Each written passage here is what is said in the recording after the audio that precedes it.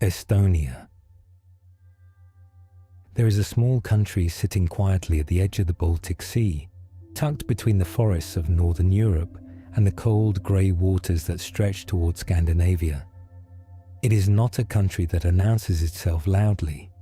It does not demand your attention. But if you let your eyes rest on it long enough, on its ancient woodland, its medieval stone streets, its pale winter light, it begins to reveal something rare, a place that has endured an extraordinary amount of history while somehow remaining at its heart, deeply and unmistakably itself. This is Estonia, a country smaller than the state of West Virginia, home to just over 1 million people, and yet shaped by thousands of years of human story. Vikings passed through its shores, crusaders marched across its plains. Empires rose and fell around it, Swedish, Danish, Russian, German, and Estonia absorbed the weight of each one, bending under the pressure of history, but never quite breaking. And through all of it, the forest remained. More than half of Estonia is covered in woodland, spruce, pine, and birch stretching in every direction, interrupted only by quiet bogs, glassy lakes, and the occasional church spire rising above a small town. Nature here is not just scenery, it is something closer to a national character. Estonians have always lived alongside the wild, and in many ways, they still do. Tonight, we are going to move through Estonia slowly. We'll begin with the land itself, its shape, its geography, the physical world that made everything else possible. From there, we'll trace the long arc of human presence on this soil, from the earliest peoples who wandered its forests to the medieval cities, the foreign rulers, the quiet resilience of ordinary life, and finally, the remarkable country that Estonia has become today. There is no need to follow closely, no need to take notes or stay alert. Let the story wash over you at whatever depth feels right. Some of it you will remember. Some of it will simply become part of the background of a restful night. Estonia has been waiting a long time to be known, and tonight we have time. Chapter 1: Location and Geography. To understand Estonia, you first have to understand where it sits in the world, because its position on the map has shaped almost everything that came after. Estonia occupies the northeastern edge of Europe, perched on the eastern coast of the Baltic Sea. It is the northernmost of the 3 Baltic states, Estonia, Latvia, and Lithuania, that line this stretch of coastline, and its northern shore looks directly across the Gulf of Finland toward Helsinki, the Finnish capital, which sits just 80 kilometers away on the opposite bank. To the west, the open Baltic stretches toward Sweden. To the south, the land rolls quietly into Latvia. And to the east, Estonia meets Russia, separated in part by the long, still surface of Lake Peipus and the steady current of the Narva River. These are not just borders on a map. They are ancient natural dividing lines, and they have meant everything across centuries of history. The country itself is not large. Estonia covers around 45,000 square kilometers, roughly the size of Denmark, or about twice the area of the American state of New Jersey. You could drive across it in a few hours. And yet, within that compact space, there is a remarkable amount of variety, not in dramatic peaks or sweeping canyons, but in the quieter, more subtle textures of the northern European landscape. One of Estonia's most distinctive features is its relationship with water. The coastline stretches for nearly 3,800 kilometers, a winding, intricate edge shaped by inlets, peninsulas, and shallow bays along both the Gulf of Finland to the north and the Gulf of Riga to the southwest. That number might seem surprising for such a small country, but the reason becomes clear when you consider what lies just offshore. Estonia is not simply a mainland. It is a mainland plus a scattering of islands, somewhere between 1,500 and over 2,000 of them, depending on how you count, dotting the Baltic like stones tossed gently into still water. Most are tiny, barely more than a rock and a few wind-bent trees. But the largest, Saaremaa and Hiiumaa, are substantial places with their own towns, their own histories, and their own particular character. Saaremaa in particular has long held a special place in Estonian identity, a place slightly apart from the mainland, shaped by sea winds and a slower pace of life. Back on the mainland, the land itself is strikingly flat. Estonia's average elevation sits at around just 50 meters above sea level, and only a small portion of the country rises above 100 meters. This is not a place of mountains. It is a place of wide skies and open horizons, where the eye travels a long way before finding something to rest on. The highest point in the entire country, Suurmunamägi, which translates with quiet charm as Great Egg Hill, rises to just 318 meters above sea level in the Hanseatic upland region of the southeast. By the standards of most countries, it would barely qualify as a hill. But in Estonia, it is the roof of the world, and on a clear day, the view from its observation tower reaches deep into the surrounding countryside in every direction. The flatness of Estonia is no accident. It is the direct legacy of the great ice sheets that once covered this part of the world, grinding slowly across the land and reshaping everything beneath them. When the glaciers finally retreated, thousands of years ago, they left behind a landscape that still bears their fingerprints. In the south, they deposited moraine hills, gentle ridges of rock and soil pushed and dropped by the moving ice. In the center and north, long elongated hills and sandy stretches marked the paths of ancient glacial rivers, and everywhere the glaciers left water, lakes scattered across the interior, quiet and dark and deep. Vast boglands and wetlands, some of them virtually unchanged since the Ice Age, where the ground is soft underfoot and the air smells of peat and pine.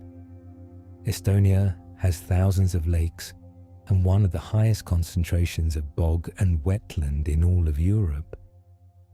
Landscapes that feel ancient and undisturbed. Places where it is easy to believe that not much has changed in a very long time. And then there are the forests. More than half of Estonia's land area is covered in woodland, primarily spruce, pine and silver birch, growing in long, quiet stands that stretch to every horizon. This makes Estonia one of the most heavily forested countries in Europe, a fact that surprises many people who have not been there. The forest is not just a backdrop in Estonia. It runs through the culture, the folklore, the national imagination. It is where people go on weekends to gather mushrooms and berries. It is where ancient spirits were once said to dwell. It is, in a very real sense, part of what Estonians understand themselves to be. Geographically, Estonia sits between roughly 57 and 59 degrees north latitude, far enough north that winters bring long, dark nights and summers spring evenings, where the sky never quite reaches full darkness. The light here has its own quality, softer and more slanted than further south, and it changes the way everything looks: the forest, the water, the old stone walls of its towns. There is something about northern light that encourages a certain kind of quietness, a certain turning inward, and that quality, perhaps more than any other, sets the mood for everything that follows in Estonia's long and layered story. The land is ready, the stage is set, and the first people are not far behind. Chapter 2: Early Human Presence. The glaciers did not leave quietly. As they retreated northward, slowly and over millennia, they left behind a transformed world, raw, wet, and gradually warming. The tundra that first appeared in their wake was sparse and open, but life followed the ice's retreat with remarkable speed. Plants took root, animals moved in, and then, not long after, people arrived. The territory that we now call Estonia has been inhabited for an extraordinary length of time. The first settlers are believed to have arrived somewhere around 10,000 to 9,000 years before Christ, almost as soon as the land became livable following the end of the last ice age. These were not farmers or builders of cities. They were mobile, resourceful people, moving with the seasons, following the animals, reading the landscape with the kind of intimate knowledge that comes from depending on it completely. The earliest traces of these people belong to what archaeologists call the Kunda culture, named after a site called Lammasmäe in northern Estonia, where some of the most significant early finds were uncovered. The Kunda culture is the oldest known archaeological presence on Estonian soil, and its fingerprints can be found not just in Estonia, but across a wide arc of the eastern Baltic, in Latvia, northern Lithuania, northwestern Russia, and southern Finland. These were not isolated groups. They were part of a broader world, connected by shared technologies, shared ways of living, and presumably some form of contact and exchange across the forests and waterways of the region. But of all the sites these early people left behind, one stands apart. On the right bank of the Pärnu River, near what is now the town of Sindi in southwestern Estonia, lies a place called Pulli. It is the oldest known human settlement in Estonia, and radiocarbon dating places its occupation at the very beginning of the 9th millennium before Christ, somewhere between 11,000 and 9,000 years ago. That is an almost incomprehensible span of time. The pyramids of Egypt would not be built for another 6,000 years. The Romans were not even a distant idea. And yet here, on the banks of the Pärnu River, people were already making a home. What do we know about them? More than you might expect. Excavations at Pulli have recovered over 1,000 individual artifacts, tools and fragments, the material remnants of daily life. Many of the tools were made from flint, a hard, sharp stone ideal for cutting and scraping. But the flint found at Pulli is not local. It is black flint, and its nearest known sources lie far to the south and east, in regions that correspond to modern-day Lithuania and Belarus. The people at Pulli were not cut off from the wider world. They were part of networks that stretched across hundreds of kilometers, trading or traveling or passing materials hand to hand across generations. There is something quietly remarkable about that. The idea that even in the Stone Age, in the forests of what would one day be Estonia, people were already connected to a world beyond their immediate horizon. They made their tools from bone and antler, as well as stone. They chose to settle along the riverbank deliberately, as hunter-fisher groups throughout this region clustered near water, rivers, lakes, and coastlines, because the water gave them food, fish, waterfowl, the animals that came to drink. The landscape shaped the settlement, as it always does. And then there is the dog. Among the artifacts recovered at Pulli is a single dog tooth. A small thing, easy to overlook, but it is the earliest evidence of a domesticated dog in Estonia, and one of the earliest in the entire region. Someone at Pulli, 9 or 10,000 years ago, kept a dog. Fed it, perhaps, worked alongside it. The relationship between humans and dogs is one of the oldest partnerships in our species' history. And here, at the very beginning of Estonia's human story, it was already underway. The Kunda culture persisted for thousands of years, its people adapting slowly as the climate continued to warm and the landscape changed around them. Then, around 4,900 years before Christ, something new appeared: pottery. The arrival of what archaeologists call Narva culture ceramics marks the beginning of Estonia's Neolithic period, a shift not just in technology, but in the way people were beginning to relate to their environment. These early pots were made from clay mixed with pebbles, shells, or plant material, giving the finished vessels a distinctive texture.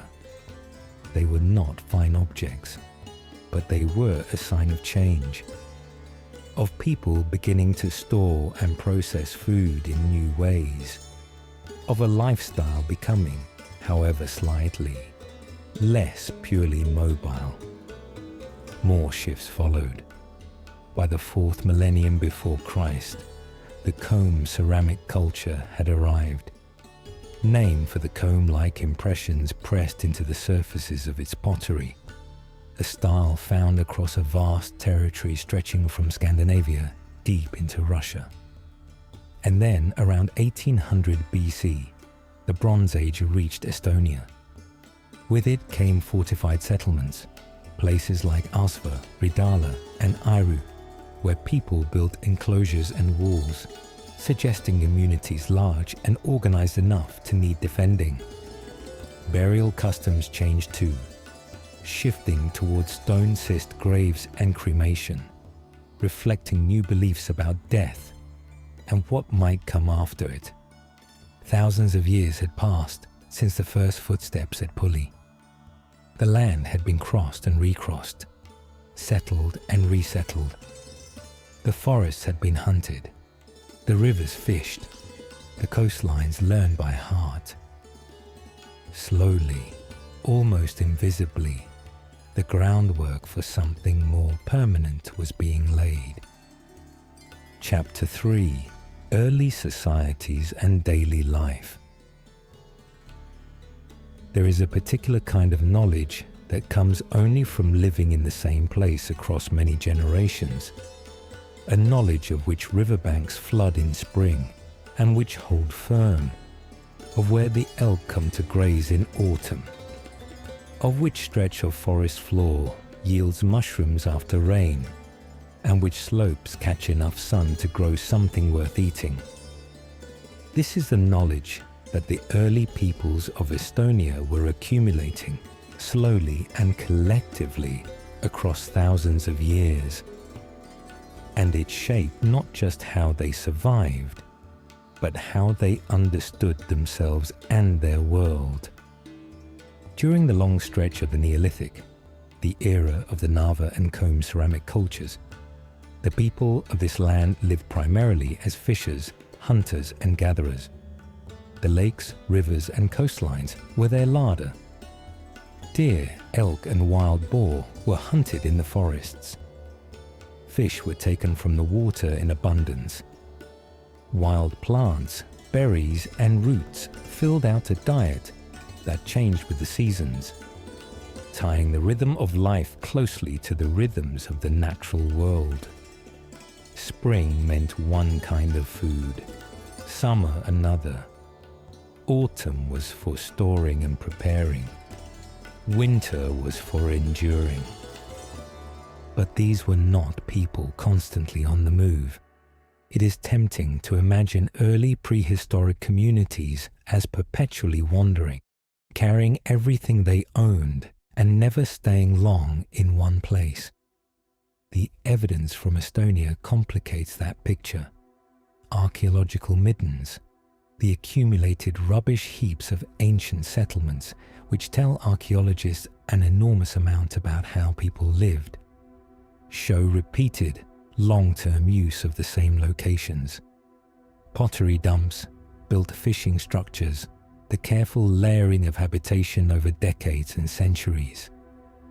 All of this points to communities that returned to favored places again and again, that knew their landscape intimately, and that were, in their own way, already settled.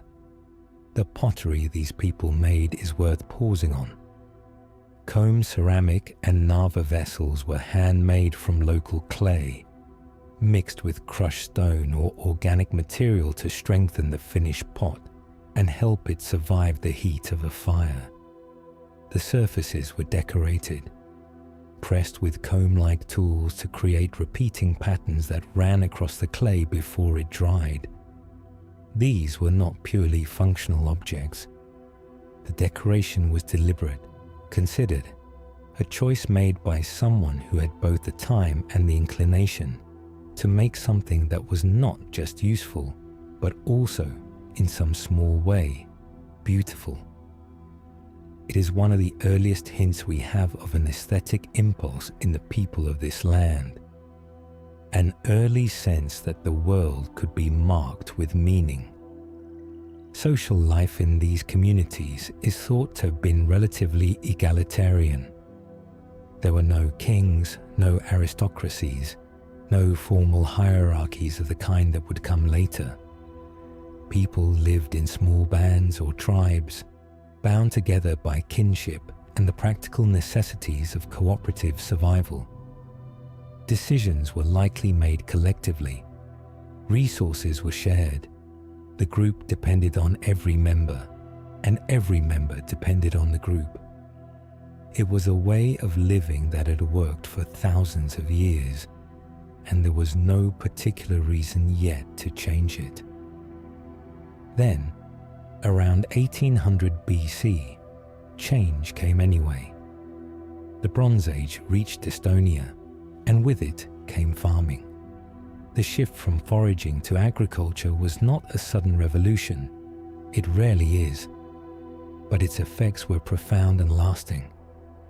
Where hunter-gatherer communities had organized themselves around the best places to fish and hunt, farming communities organized themselves around arable land.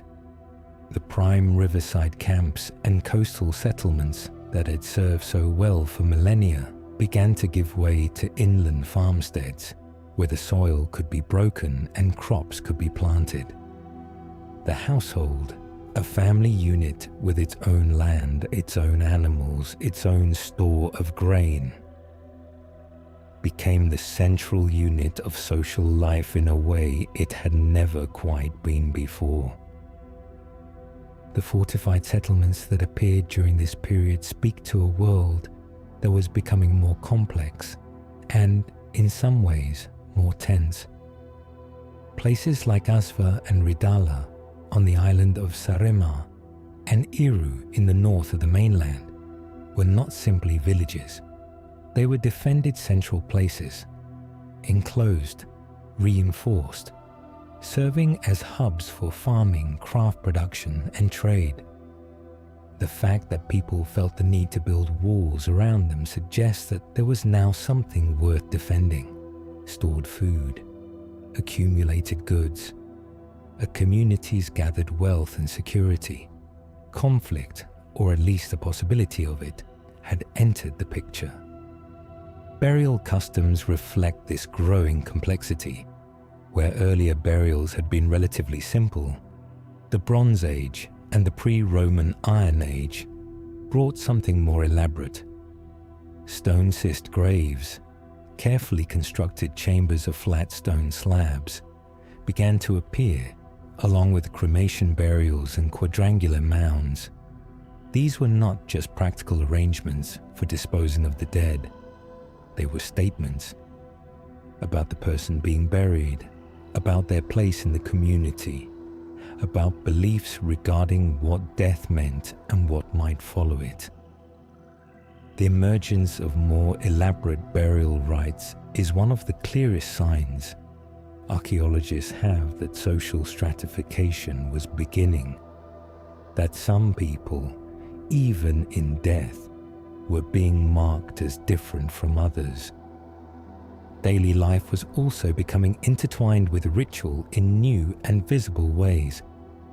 In the pre-Roman Iron Age, square Celtic-type fields began to appear across the landscape, enclosed by low stone walls, organized, deliberate, a grid of human intention laid over the contours of the land. And scattered among these fields, archaeologists have found stones bearing small, shallow, man-made hollows, cup marks, carved by hand into the surface of the rock. Their precise purpose is not known, but the most widely held interpretation links them to fertility rituals, to offerings left in the hope of good harvests, healthy animals, children born safely. Farming and faith had become inseparable. The land was not just a resource. It was something to be propitiated, respected, asked. By around 800 AD, this long process of settling and deepening had produced something recognizable as traditional village society. Stable villages with established field systems and mixed livestock keeping were scattered across the Estonian landscape. Many of these communities had been in place in one form or another for generations. And here is one of the quietly extraordinary facts about Estonia. Many of those ancient village sites are still inhabited today. The same locations chosen by farming communities over 1,000 years ago remain home to people in the 21st century. The continuity of settlement stretching unbroken across the centuries, through every upheaval and change that was still to come. The villages were ready, the land was known, and the first stirrings of something that might be called organization, of authority, of law, of the beginnings of statehood, were not far away. Chapter 4: First Organized States. There is a moment in the life of any society when the informal becomes formal, when the understanding that one person speaks for the group, or that this hill belongs to these people and that river marks where their territory ends, stops being simply custom and begins to harden into something more deliberate, something with a name and boundaries and rules. For the people of Estonia, that moment came in the first centuries of the modern era, quietly and without fanfare, in the form of two institutions that would shape Estonian life for generations. The first was the parish, in Estonian, the kihelkond. A parish was a grouping of several villages, bound together by geography, kinship, and shared interest. It was small enough to be governed by people who knew each other, who had grown up together, who understood the particular character of their stretch of land. The second institution was the county, the makond, which grouped multiple parishes into a larger regional unit, Together, these two tiers of organization created a political structure that covered the entire territory of what is now Estonia, layering the landscape with a web of authority and belonging that was, for its time, remarkably coherent. Almost every parish had a hill fort. These were not the grand stone castles of medieval Western Europe. They were earthwork strongholds, built on natural high ground and reinforced with timber and soil, commanding views of the surrounding landscape. They served as places of refuge in times of danger, as centers of local administration, and as the seats of the elders who led each community. The elder's authority rested on several foundations: kinship ties that connected him to the people he led, control over land and the warriors who defended it, and a demonstrated ability to negotiate, to fight, and to make decisions that kept the community intact. It was authority earned and maintained, not simply inherited. By the 13th century, the territory of present-day Estonia had organized itself into 8 major counties: Harjumaa, Jõgemaa, Läänemaa, Revala, Saaremaa, Sakala, Ugandi, and Virumaa, along with several smaller single parish territories. Each had its own character, its own elders, its own hill fort network. Saaremaa, out on its island, was known for the seafaring and raiding capabilities of its people. Sakala, in the south, would produce the most celebrated warrior leader of the era. Harjumaa, in the north, sat closest to the sea lanes that connected the Baltic world. Those sea lanes mattered enormously. Estonian tribal warriors were not merely defenders of their own territory. They were active participants in the broader Baltic world, controlling and taxing important trade routes and conducting raids on neighboring coasts. This was not simple piracy. It was a form of political and economic power, a way of projecting influence and accumulating the wealth needed to maintain warriors, reward loyalty, and sustain the prestige of local elders. The Baltic Sea in this era was a busy and competitive place, and the Estonians were far from passive observers. When external threats appeared, the counties could and did cooperate. Defensive confederations formed when the situation demanded it, bringing warriors from multiple counties together under a shared command. But this cooperation was always temporary and always voluntary. The counties did not merge. There was no king of Estonia, no unified throne, no single authority that spoke for all the Estonian lands. Each county guarded its independence carefully, and the idea of subordinating that independence to a central power was, it seems, simply not part of the political imagination of the time. The most vivid embodiment of this Confederate spirit and its ultimate limits was a man named Lembitu. He came from Lehola in the county of Sakala in southern Estonia, and by the early 13th century, he had emerged as the most prominent military leader the Estonian lands had ever produced.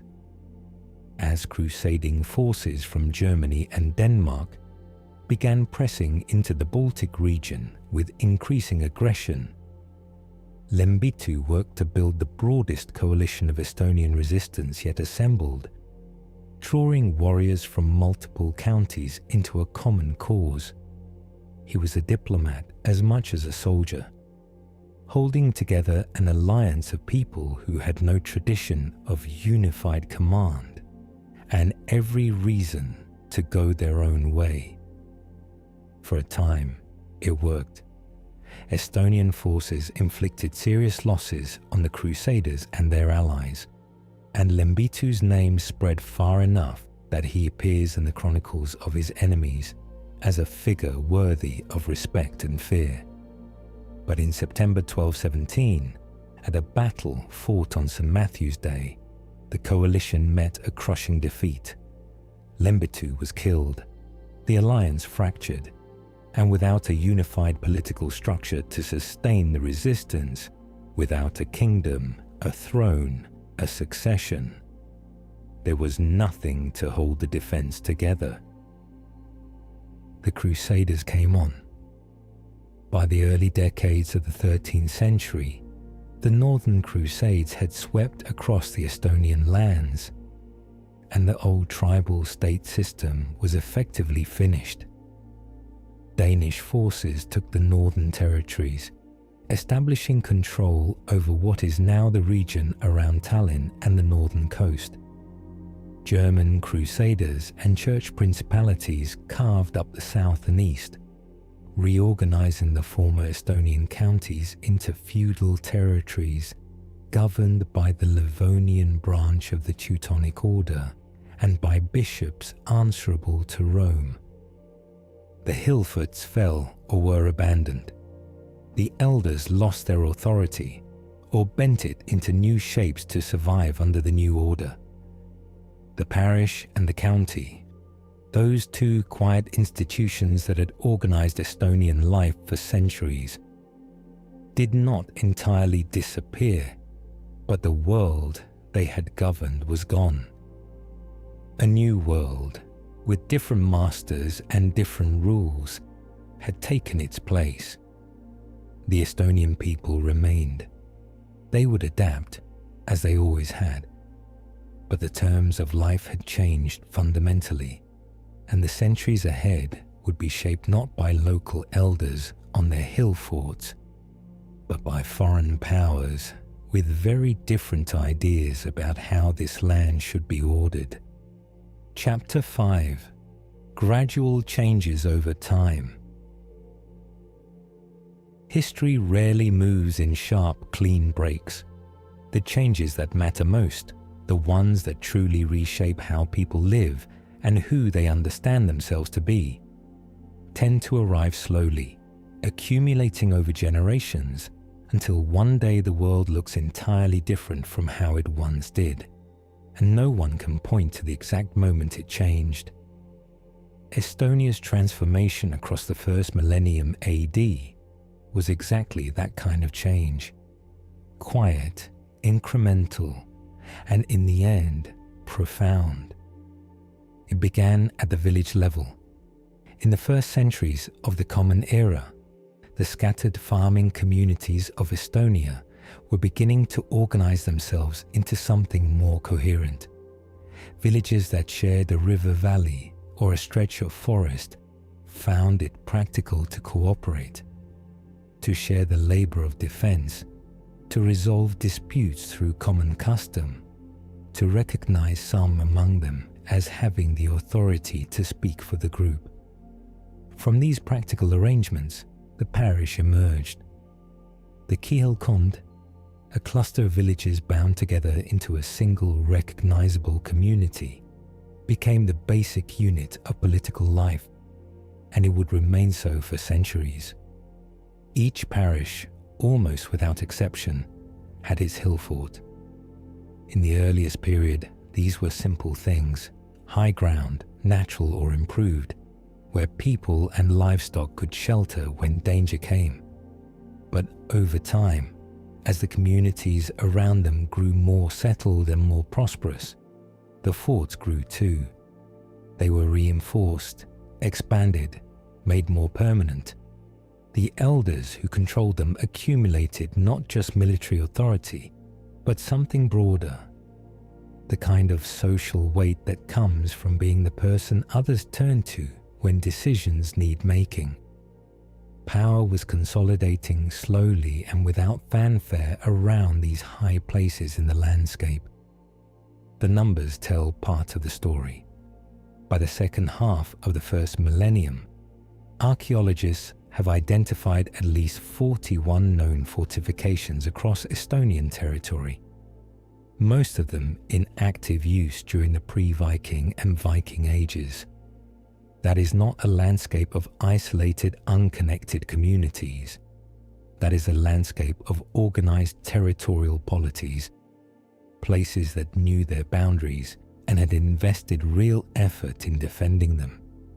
Several parishes together formed a county, a markond, and these counties were the largest political units the land possessed.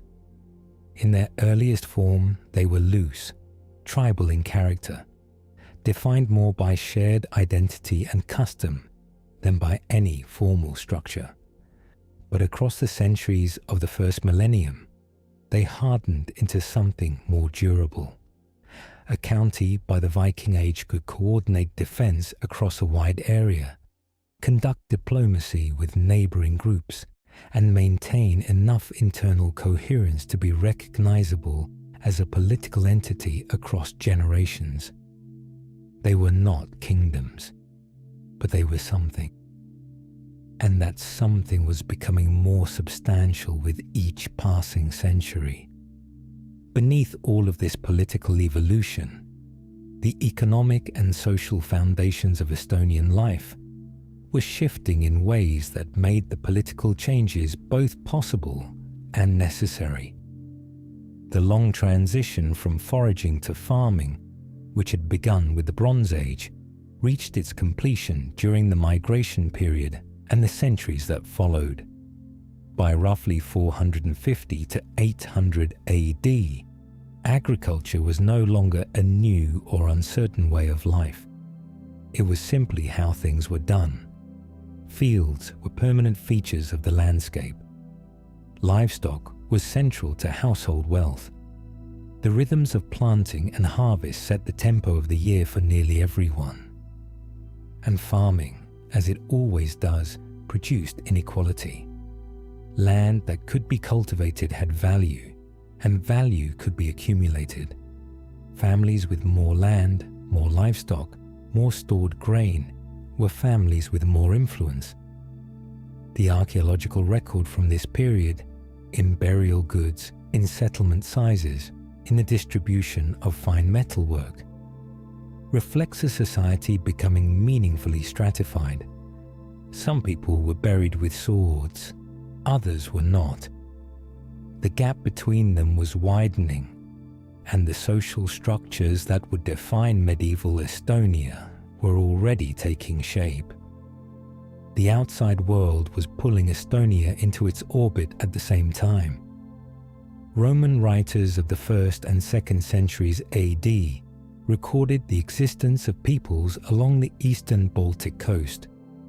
Using the broad term aesti, an early acknowledgement, however imprecise, that these northern communities existed and were worth noting. Centuries later, that outside contact had become far more intense.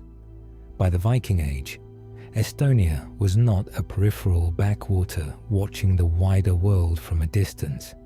It was part of that world. Saaremaa and the coastal regions in particular were deeply enmeshed in the Baltic networks of trade, raiding, and cultural exchange that connected Scandinavia, the Eastern Baltic, and the rivers of what is now Russia into a single, restless system. The evidence of this connection is written in the ground.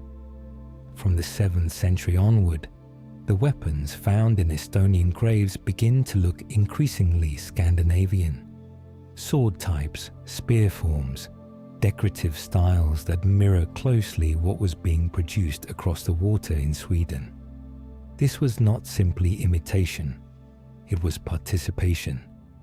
Estonian warriors were operating in the same world as their Scandinavian counterparts, sometimes as trading partners, sometimes as raiders in their own right, sometimes as adversaries.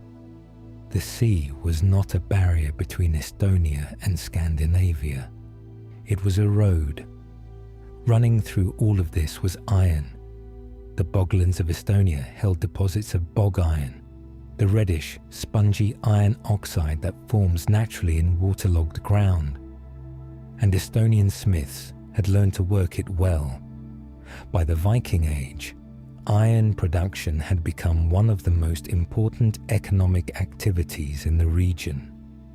Swords and spears forged in Estonia moved through trade networks that stretched across the Baltic world. The same bogs that had once been obstacles to farming, eerie and inhospitable at the edges of the settled landscape, had become a source of real economic power. By the time the 10th century drew to a close, all of these gradual changes had produced a world of genuine complexity. Stable counties and parishes covered the land. Fortified centres anchored local power. A stratified agrarian society supported specialised craftsmen, traders and warriors. And Estonia's communities were integrated more deeply than ever before into the wider networks of the Baltic and Scandinavian world. It was a world that had taken 1,000 years to build, and it was a world that was, without yet knowing it, running out of time. Chapter 6: Outside Influence and Foreign Rule. Every land has its turning points, moments when the direction of history shifts so completely that the world before and the world after seem barely recognizable as the same place. For Estonia, one of those moments arrived in the early 13th century, carried on the prows of crusader ships, and announced by the sound of church bells in a language no one here had ever spoken. It had been building for some time. The Northern Crusades, the Church of Rome's campaign to bring the peoples of the Eastern Baltic under Christian authority, had been moving steadily northward and eastward through the late 12th and early 13th centuries. The Estonian tribal counties, for all their forts and their warriors and their centuries of hard-won organization, were not prepared for what was coming. Not because they lacked courage or capability, but because what came was something new, a combination of military force, religious ideology, and political coordination that the fragmented county system had no real answer to. Danish forces from the north and German crusaders from the south, organized under the banner of the Livonian Brothers of the Sword, moved through the Estonian lands in a campaign that was brutal, systematic, and ultimately decisive. By the 1220s, the indigenous political autonomy that had taken 1,000 years to build was gone.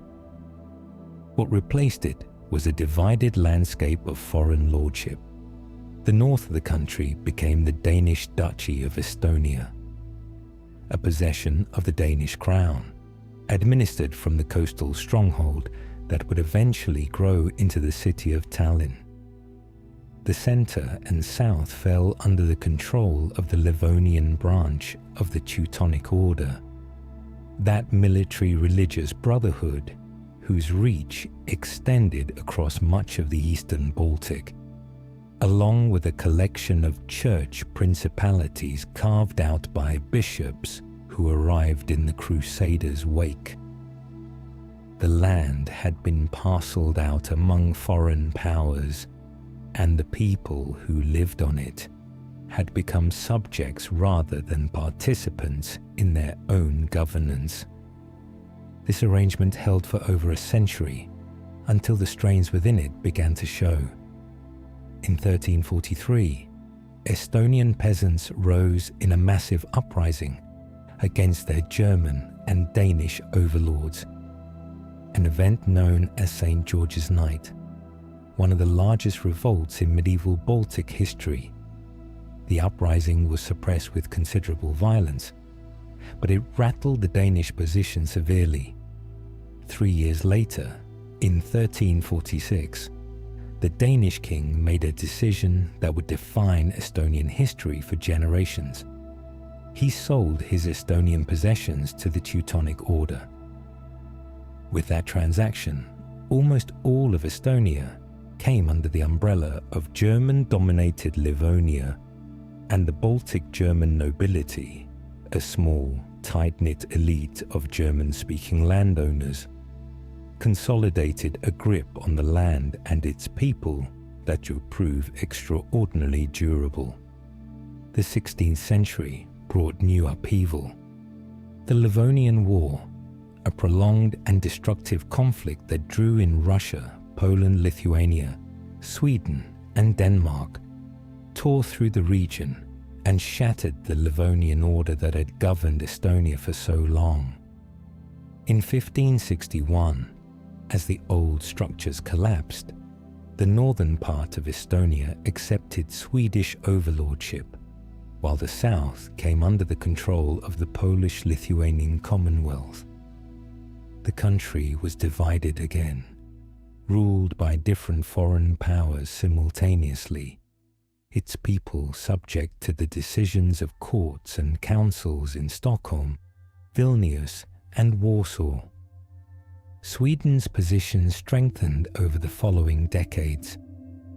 By the Treaty of Altmark in 1629, and through subsequent settlements, Sweden gained control over most of present-day Estonia, ruling the north as the Duchy of Estonia and the south as part of Swedish Livonia. The Swedish period is remembered with a certain degree of fondness in Estonian historical memory. Relative to what came before and after, Swedish rule brought some genuine improvements. Serfdom was moderated to a degree. Schools were established. The first Estonian language books were printed. It was not equality, but it was something. It did not last.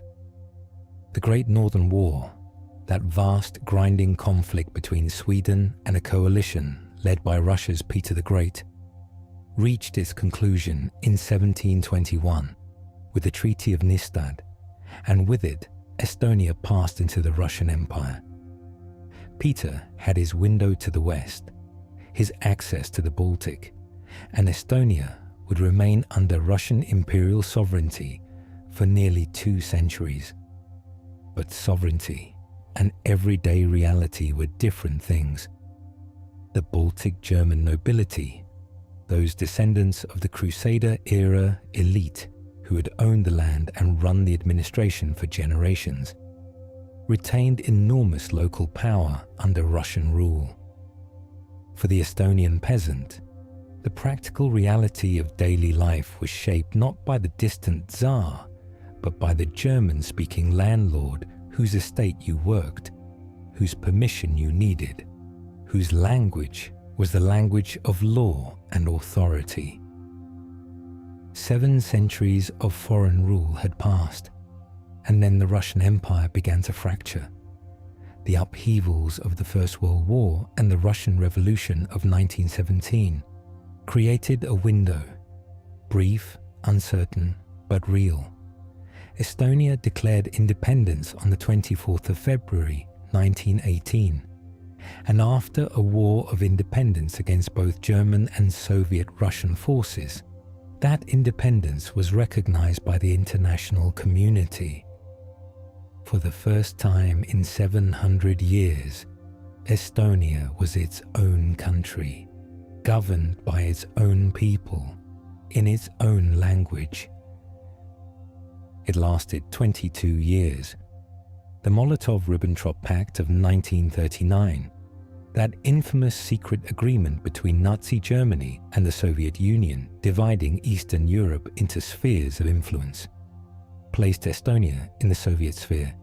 In 1940, Soviet forces occupied the country and it was annexed into the USSR. A year later, Nazi Germany invaded and occupied Estonia in turn. Then, in 1944, Soviet forces returned, and the occupation that followed would last nearly half a century. Until 1991, when the Soviet Union finally collapsed and Estonia, for the second time in its history, reclaimed its independence.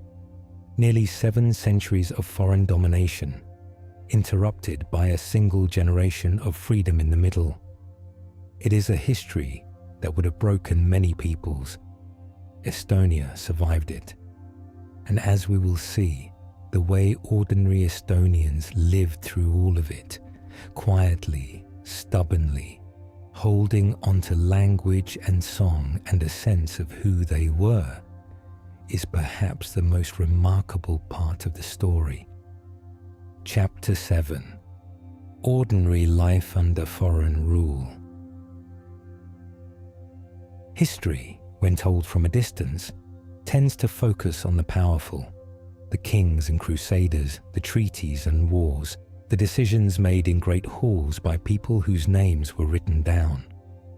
But beneath all of that, largely unrecorded, the great majority of people in Estonia were simply living, working the land, raising children, sitting by fires in the long northern winters, speaking their own language in low voices, in homes that belonged, in the eyes of the law, to someone else.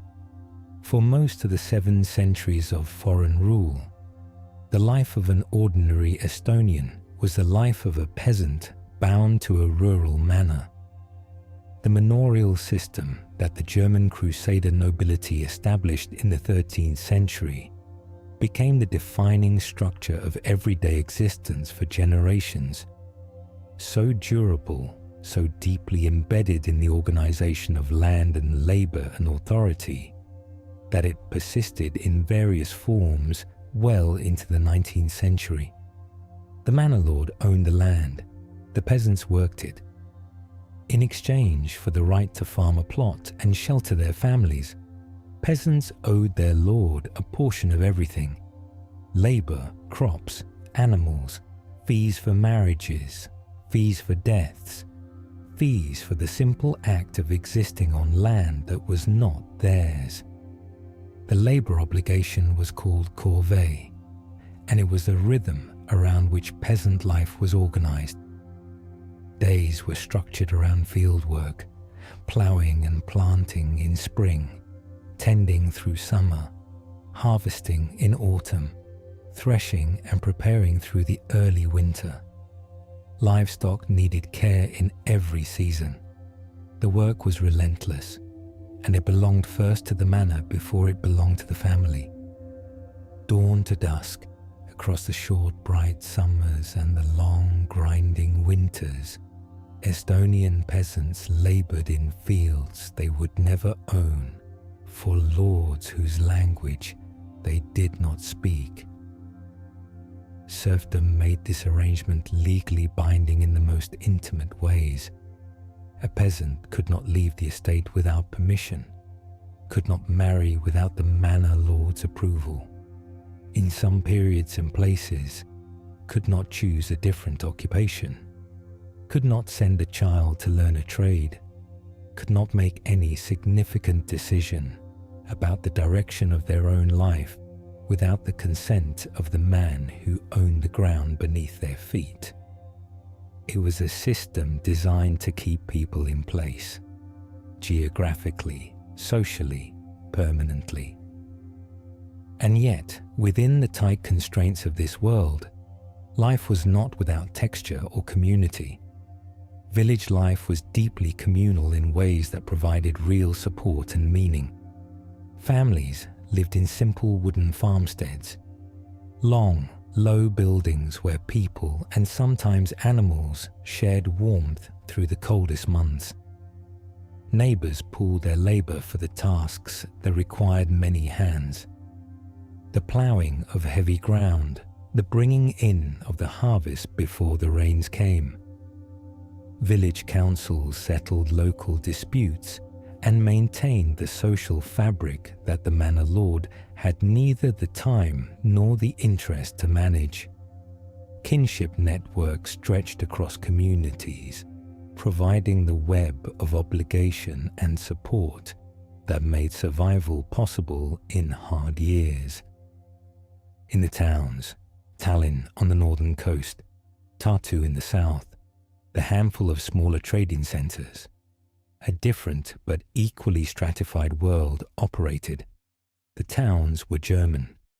Their merchants, their guilds, their councils, their churches, all were organised by and for the German-speaking elite that had arrived with the Crusaders and never left. An Estonian arriving in Tallinn could find work as a servant, a labourer, a carrier of goods, a seller of small things at the market's edge. But the higher rungs of urban life, the guild memberships, the merchant associations, the positions of civic authority were closed. Language was the wall, and the wall was high. That linguistic divide was one of the most significant features of daily life under foreign rule. German was the language of law, of administration, of the church's formal proceedings, of the letters and contracts and records that determined who owned what and who owed whom. Russian became another language of officialdom after the empire absorbed Estonia. But Estonian, the language that had been spoken in these forests and fields since before anyone now alive could imagine, remained the language of home, of village, of oral tradition, of the songs and stories and sayings that carried a people's understanding of themselves from one generation to the next. It was the language of the powerless, and perhaps because of that, it was held onto with particular care. Christianity had been formally imposed with the Crusader conquest, and by the later medieval period, church-going was simply part of life. But the old ways did not disappear entirely. They went underground, or rather, they wove themselves quietly into the new framework. Seasonal festivals tied to the agricultural year, midsummer fires, harvest celebrations, midwinter observances, continued under Christian names or alongside Christian practice, the older meanings present just beneath the surface. Nature was still alive with significance. The forest still held something. The old song still remembered things the church had not managed to replace. The Swedish period of the 17th century brought some genuine, if limited, improvement to peasant conditions. Schools were established, and for the first time, there were real efforts to make basic literacy available to Estonian-speaking people. The first Estonian language books, primarily religious texts, catechisms and psalms, were printed during this era. These were modest steps, but they mattered. They meant that Estonian was, for the first time, a written language as well as a spoken one. Even under Swedish rule, however, the Baltic German nobility retained control of local justice and continued to enforce their obligations with considerable harshness. Russian imperial sovereignty, which arrived in the early 18th century, changed the political map without fundamentally altering the social one. The Tsar ruled from St. Petersburg, but the Baltic German nobles remained the masters of everyday life. Serfdom was formally abolished in Estonia in the early 19th century, earlier than in Russia proper. But abolition without land reform meant little in practice. A peasant freed from legal bondage, but with no land to farm, became a tenant or a day labourer, dependent on the same manor lords as before, working under conditions that had changed in name more than in substance. What finally cracked the system open was not reform from above, but the collision of catastrophe and awakening. The First World War brought conscription, hunger, and the collapse of old certainties. The Russian Empire disintegrated, and in the space opened by that disintegration, something that had been growing quietly for decades. An Estonian national consciousness, nurtured through language and song and a growing educated class, found its moment. Land reform came with independence. The great estates were broken up and redistributed. For the first time in 7 centuries, the people who worked the Estonian land owned it. It had taken a very long time, but the thread had never broken. Chapter 8. Transition to the modern era. There are moments in history when the pressure that has been building beneath the surface for generations finally finds a way out. Not always through violence or sudden revolution, sometimes through something quieter. A newspaper printed in a language that was never supposed to matter. A choir singing songs in words the ruling class could not understand. A people deciding slowly and collectively that they knew who they were, and that knowing was enough to begin. Estonia's transition to the modern era began not with a battle, but with a book, or rather, with many books, and newspapers, and songs, and the gradual determined construction of a cultural identity that could survive whatever political reality surrounded it. Serfdom had been abolished in the Estonian and Livonian governorates in the early 19th century, and while the immediate practical changes were limited, the legal freedom it granted was the necessary first condition for everything that followed. A person who could not be owned could, in time, own something, could save, could buy land, could send children to school. The decades after abolition saw Estonian peasants slowly, painstakingly acquiring the small farms that their families had worked for generations as the property of others. It was not a fast process, and it was not an easy one, but it was happening, and it was building a social foundation, a class of independent, literate, landowning Estonians that had never existed before. From that foundation grew something extraordinary. The 19th century national awakening in Estonian, the Erkamiseg, was a cultural movement that transformed a language of peasants into the vessel of a modern national identity. Estonian language newspapers began to circulate, carrying news, poetry, and ideas to readers who had never before seen their own language in print in quite this way. Cultural societies formed, choirs were established, and this is important because singing was not merely a pastime in Estonia. It was a form of collective identity, a way of asserting existence and continuity in a world where the official languages were German and Russian and Estonian were spoken only at home. The great song festivals that began in this era drew thousands of participants, turning music into something close to a national act of will. Literature followed. The epic poem Kalevipoeg, the story of Estonia's mythological hero, was compiled and published in the 1850s and 60s, giving the Estonian people a founding narrative in their own language.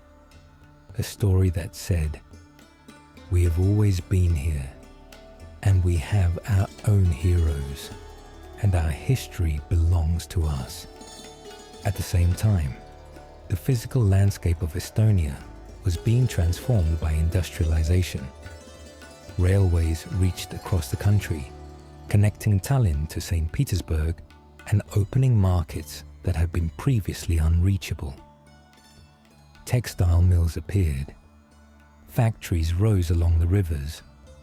The Kreenholm manufacturing complex near Narva, one of the largest textile factories in the entire Russian Empire at its peak, drew workers from the surrounding countryside into industrial labor on a scale Estonia had never seen. Towns grew. A working class emerged alongside the expanding educated class that the awakening had produced. Estonia was becoming modern, even as it remained under imperial rule. And then came the war, and the collapse, and the moment. The First World War shattered the Russian Empire, and in the chaos of its disintegration, Estonia moved. On the 24th of February 1918, the Estonian Declaration of Independence was proclaimed in Tallinn. What followed was not peace, but a war of independence, fought against both German forces occupying the country and the Soviet-Russian forces that sought to bring it under Bolshevik control. It was a fierce and uncertain struggle, but by 1920 it was won. The Tartu Peace Treaty, signed in February of that year, brought international recognition. Estonia was a country. For the first time in 700 years, it governed itself. The changes came fast. A sweeping land reform in 1919 broke up the great Baltic German estates that had dominated the countryside for centuries and redistributed the land to Estonian farmers. It was one of the most significant acts of the new republic, economically transformative, but also deeply symbolic. The manor lords who had defined Estonian rural life for generations were gone. The land belonged to the people who worked it. Through the 1920s and into the 1930s, Estonia built the institutions of a modern state, a constitution, a parliament, a currency, an education system conducted entirely in Estonian, a diversified export economy that sent timber, dairy products, and manufactured goods to markets across Europe. It was not without difficulties. Political instability in the early 1930s led to a coup in 1934 and a period of authoritarian rule known as the Era of Silence. But the foundations of a modern democratic society had been laid, and they were real. Then the darkness came again. The Molotov-Ribbentrop Pact of 1939, the Soviet occupation of 1940, the Nazi German occupation of 1941, and the return of Soviet rule in 1944. Each brought new waves of violence, deportation, and disruption. The mass deportations of 1941 and 1949, in which tens of thousands of Estonians were shipped to Siberia in cattle cars, left wounds that have not fully healed. Collectivization dismantled the independent farms that land reform had created. Central planning replaced the market economy. The modern state that Estonians had built in a single generation was dismantled and replaced with something imposed from outside. And yet, even under Soviet rule, Estonia was changing in ways that would matter later. Rapid urbanization drew people from the countryside into cities. Industrial expansion, however inefficient, built infrastructure and concentrated population. And beneath the surface of official Soviet culture, Estonian identity persisted, in language, in music, in private memory, in the stubborn refusal to simply become Soviet. The late 1980s brought the extraordinary. As Mikhail Gorbachev's reforms loosened the grip of the Soviet system, Estonia did not simply wait to see what would happen. Estonians organized. They debated. Economists and activists developed the IME plan, a proposal for a self-managing Estonian economy, an assertion that Estonia could and should run its own affairs. And they sang. the Singing Revolution, a series of mass song festivals and public gatherings in which hundreds of thousands of Estonians came together to assert their identity and demand their freedom, became one of the most remarkable peaceful expressions of national will in modern history. In 1989, approximately 2 million people across Estonia, Latvia, and Lithuania formed a human chain, the Baltic Way, stretching nearly 700 kilometers, joining hands in a line from Tallinn to Vilnius. It was a demonstration unlike almost anything the world had seen. Independence was restored on the 20th of August 1991, as a coup attempt in Moscow accelerated the Soviet Union's collapse. And this time, Estonia did not move cautiously. The reforms that followed were radical by any standard. Price liberalization, rapid privatization, a flat income tax that became a model studied by economists around the world, and a trade regime so open it became one of the freest in Europe. Estonia was not trying to find a middle path. It was trying to catch up, and it was determined to do so on its own terms. The results, within a remarkably short span of time, were striking. But that story, what Estonia became, and what it is known for today, belongs to the chapters that follow. Chapter 9: Things Estonia is known for today. There is a particular kind of satisfaction in discovering that a country so small, so quietly situated at the edge of the Baltic, has managed to leave such a distinctive mark on the modern world. Estonia is not a country that features prominently in most people's mental maps of Europe. And yet, if you begin to look at what has emerged from this forested, flat, ancient land over the past few decades, the picture that forms is genuinely surprising. Perhaps the single thing Estonia is most widely known for today, at least in the world of technology and governance, is the degree to which it has moved its public life online. Estonia is, by most measures, the world's most advanced digital state.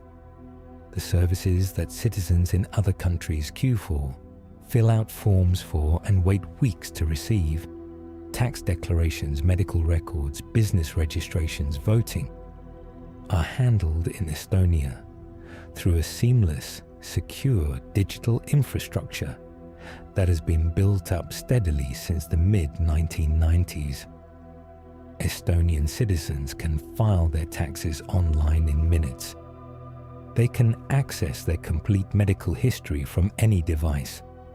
Children's school records, government communications, legal documents. All of it lives in a digital ecosystem that is both remarkably efficient and, by design, remarkably secure. And every few years, Estonians can vote in national elections from their own homes, on their own computers, in a system of online voting that remains one of the most sophisticated and trusted in the world. This digital ambition did not stop at the country's own borders. In 2014, Estonia launched its e-residency program, an idea with no real precedent anywhere in the world. The program allows any person anywhere on Earth to apply for a form of Estonian digital identity that grants them the ability to establish and manage a company registered in Estonia and therefore in the European Union, entirely online. You do not need to visit Estonia. You do not need to live there. You simply need a laptop and an internet connection, and you can operate a fully legitimate EU-based business from wherever you happen to be. Tens of thousands of people from over 100 countries have taken up the offer, making Estonia the registered home of businesses run from Tokyo, Sao Paulo, Lagos, and everywhere in between. The technology culture that produced these ideas has also made Estonia one of the most remarkable startup ecosystems in the world, especially for a country of its size. The names Skype and Wise, known originally as TransferWise, are the most famous exports of this culture. Skype, the communications platform that changed the way the world made calls and held meetings, was built largely by Estonian engineers. Wise, the financial technology company that has made international money transfers cheaper and faster for millions of people globally, has deep Estonian roots. By the number of startups per capita, Estonia consistently ranks among the highest in Europe, a fact that speaks to something in the culture, some combination of technical education, openness to risk, and the particular energy of a small country that has decided it has nothing to lose by trying. Running alongside this modern technological identity is a much older economic pillar. Estonia has been one of the world's most significant producers of oil shale, a sedimentary rock from which oil and energy can be extracted, for well over a century. The oil shale deposits in northeastern Estonia are among the largest and most developed in the world, and for most of Estonia's independent history, the majority of the country's electricity has come from burning it. It is an industry with a complicated legacy, productive and economically significant on one hand, environmentally costly on the other. And Estonia in recent years has been navigating the transition away from oil shale toward cleaner energy sources, a shift that carries both economic and social weight for the communities built around it. The forests have always been central to Estonian identity, and today they are central to the economy as well. Estonia is a major European exporter of timber and wooden products, and the wooden house, carefully designed, sustainably produced, exported in flat pack form to buyers across Europe and beyond, has become something of a national product. There is a pleasing continuity in this. The forests that sheltered the first inhabitants of this land, that defined its landscape and its character across 10,000 years of human presence, are still providing for the people who live among them. And then there is the singing. The Estonian Song Festival, Laulupidu, is one of the largest choral events in the world, held every 5 years in Tallinn on a purpose-built song festival grounds where tens of thousands of singers perform together before audiences of hundreds of thousands. The tradition dates back to 1869, to the heart of the national awakening, when music was one of the primary ways Estonians asserted their existence and their identity. It has continued without interruption, through independence, through occupation, through the Soviet years when the songs were carefully chosen and the political meanings were encoded rather than spoken aloud. The Song Festival is not nostalgia. It is a living tradition, and for Estonians it carries a weight that is difficult to fully explain to someone who did not grow up with it. It is the place where the nation remembers what it is. At the physical heart of Estonia's capital, Tallinn, the medieval old town, rises above the modern city like something from another century, because it is, in fact, from another century, and in many cases several centuries before that.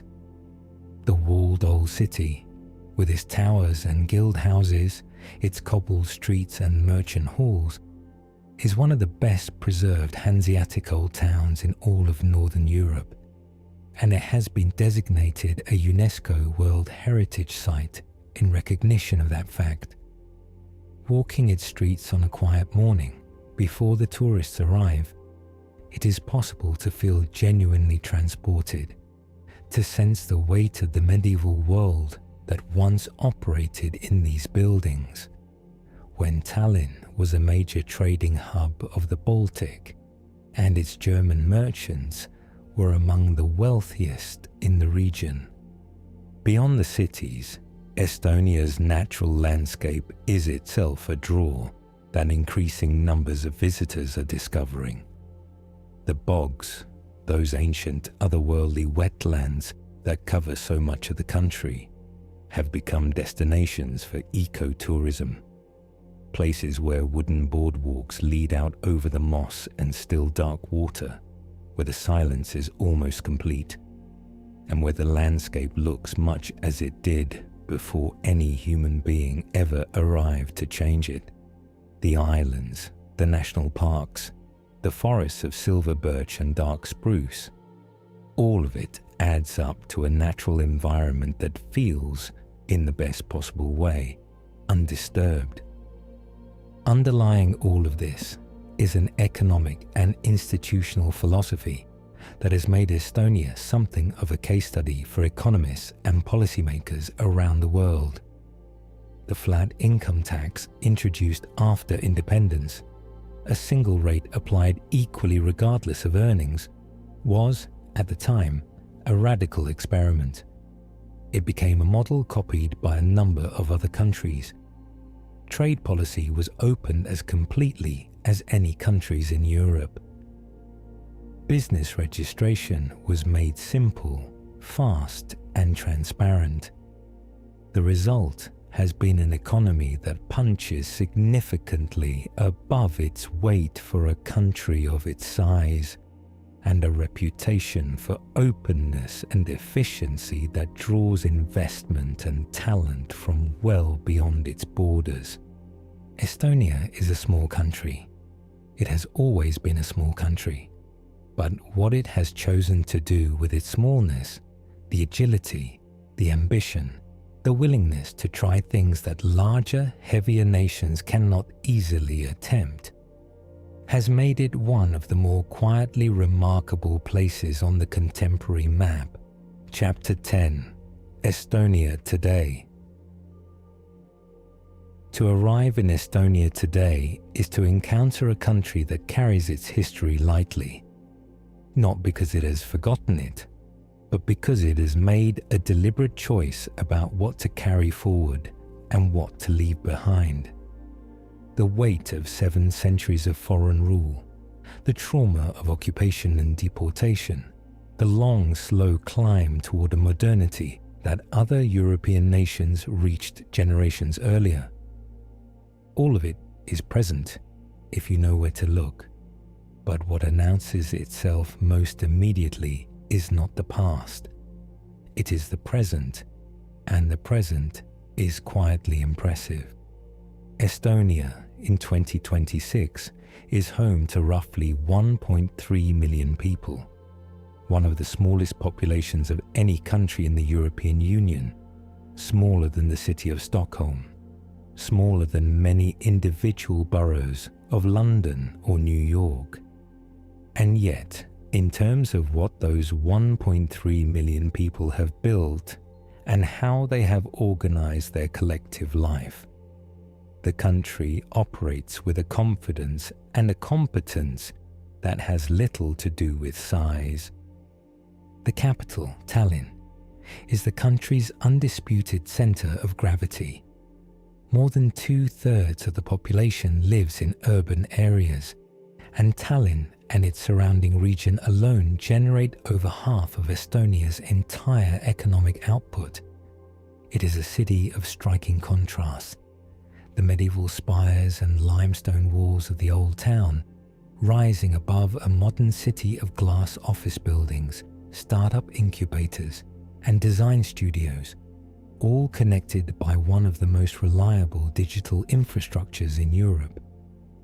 To walk from the old town down into the newer districts is to move through centuries in the space of a few minutes, from the world of Hanseatic merchants to the world of software engineers and venture capital, with very little in between to ease the transition. Tartu, 2 hours to the south, is the country's intellectual heart, home to the University of Tartu, one of the oldest universities in Northern Europe, founded in 1632 under Swedish rule. It has a character distinctly different from the capital.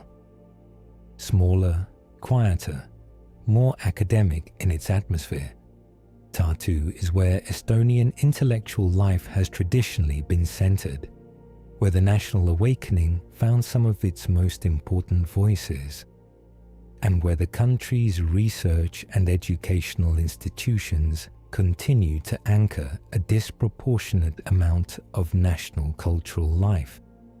Politically, Estonia is a democratic parliamentary republic, a unitary state divided into 79 municipalities, governed by a parliament elected by its citizens, with the president serving primarily a ceremonial and representative role.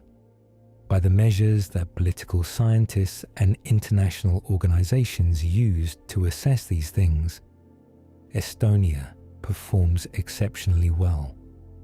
It is consistently rated among the least corrupt countries in the world, a remarkable achievement for a nation that spent 5 decades under a Soviet system in which corruption was essentially structural. Political rights and civil liberties are strong and well protected. The rule of law functions. These are not small things, and Estonians are, on the whole, aware that they are not small things.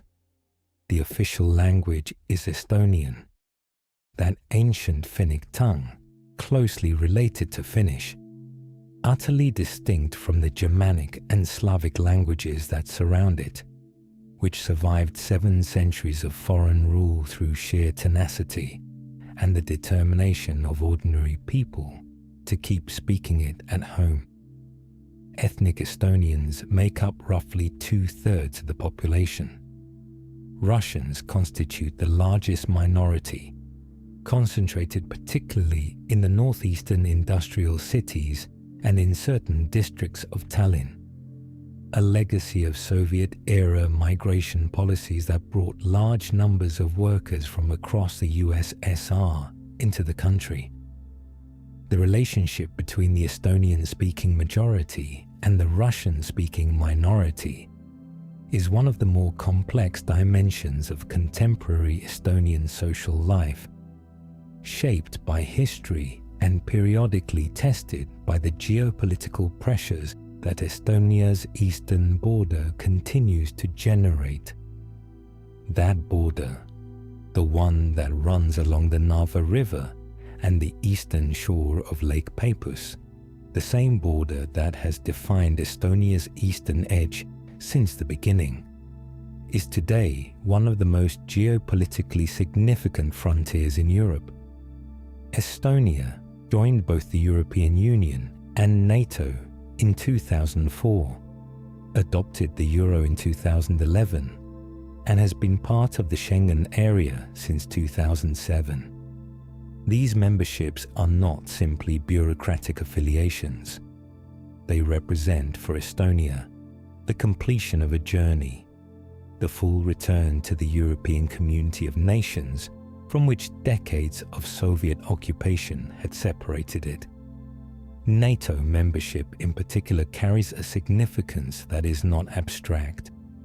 Estonia shares a land border with Russia, and the security guarantee that NATO membership provides is understood by Estonians with a seriousness that comes from knowing, from lived national memory, exactly what the alternative has looked like. The economy is advanced and open. Estonia's GDP sits at around $35 billion, modest in absolute terms, but substantial relative to population. GDP per capita in purchasing power terms exceeds $40,000, placing Estonia firmly in the ranks of high-income European nations. The flat tax, the open trade regime, the digital infrastructure, the business-friendly regulatory environment, all of it continues to attract investment and entrepreneurial energy from well beyond the country's borders. The technology sector remains a particular point of pride in economic dynamism, with new companies emerging regularly from an ecosystem that has now been producing world-class digital businesses for 30 years. The governance indicators that Estonia scores so highly on are visible in daily life in ways that are easy to take for granted once you are accustomed to them, but which remain genuinely remarkable to visitors from countries where public services operate less smoothly. Interactions with government that in many countries require physical visits, long waits, and extensive paperwork are handled in Estonia in minutes online, with a digital ID card that every resident carries. The state is present in daily life, but it is present efficiently and largely without friction. A version of government that many countries aspire to and few have achieved.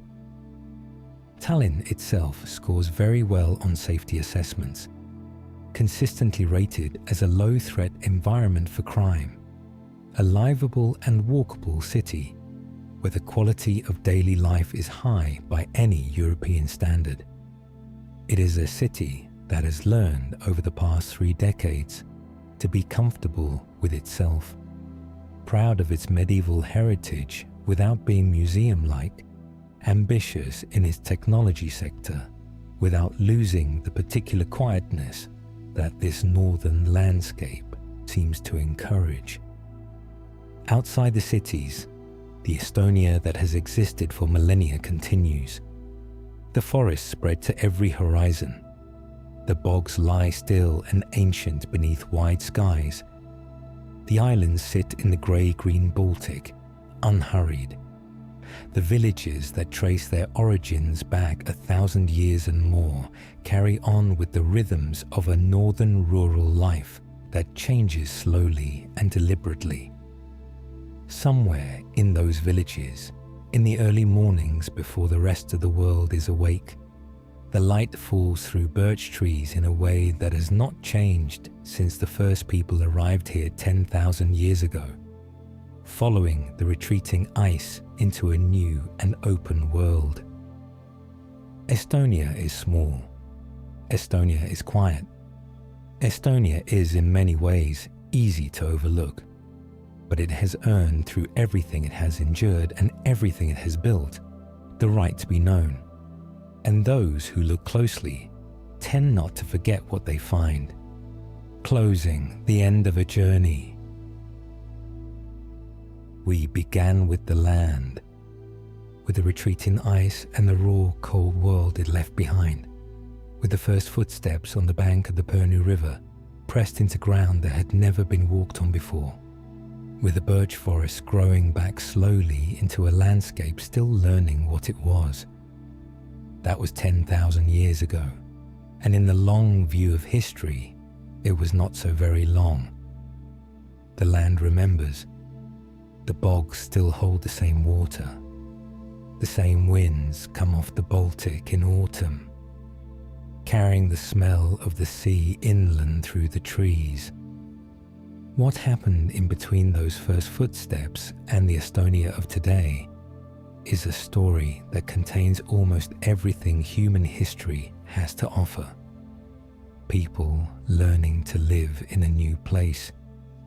Communities forming, deepening, developing language and custom and the particular kind of wisdom that comes from knowing one landscape across many generations. The slow building of something that could be called a society. Parishes and counties and hill forts.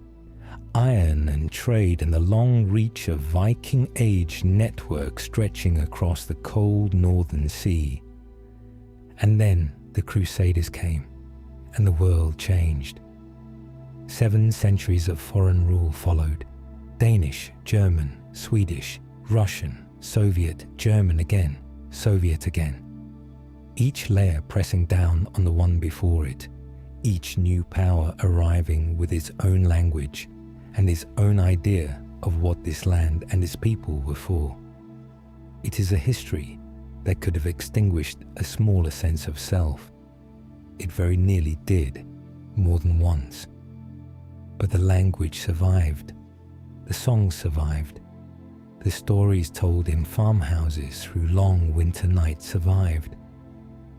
The particular way of being in the world that Estonians had developed across thousands of years of living in these forests, beside these waters, under these wide northern skies, that survived too. Not loudly, not defiantly, but quietly and stubbornly, in the way that things survive when they are rooted deeply enough. Independence came, was lost, and came again. And when it came the second time, Estonians moved with the urgency of people who understood exactly how precious and exactly how fragile a thing freedom is. They built a digital state from almost nothing. They opened their economy to the world. They joined the great institutions of European democracy and took their place among them, not as newcomers asking to be admitted, but as a people returning to where they had always belonged.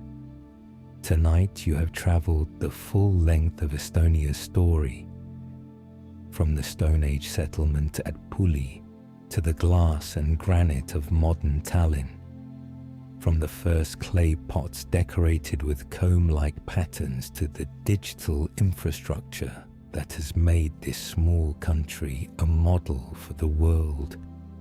It is a longer journey than it might appear on a map.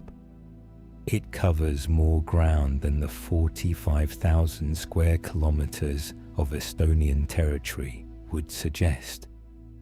And at the end of it, what remains is something simple. A small country at the edge of the Baltic Sea, half covered in forest, bordered by water on 3 sides, and by a long and complicated history on the 4th. A people who have been here for 10,000 years and who have, against considerable odds, managed to remain themselves throughout, who sing together in their tens of thousands every 5 years, not because anyone told them to, but because the singing means something that no other act quite captures. There is a word in Estonian, and Estonian, that old and precise language, has a gift for words that carry more weight than their translation suggests. The word is kodutune. It means, roughly, the feeling of home. Not just a house, not just a place, but the deep, settled sense of belonging to somewhere, of knowing a landscape the way you know a face you have loved for a long time. Estonia, for all it has been through, is a country that has never lost that feeling. The land endured, the language endured, the people endured, and somewhere tonight, in a village whose name has not changed in 1,000 years, the birch trees are standing in the dark, and the forest is quiet, and the Baltic is turning slowly in its bed, and everything is, for the moment, still. Sleep well.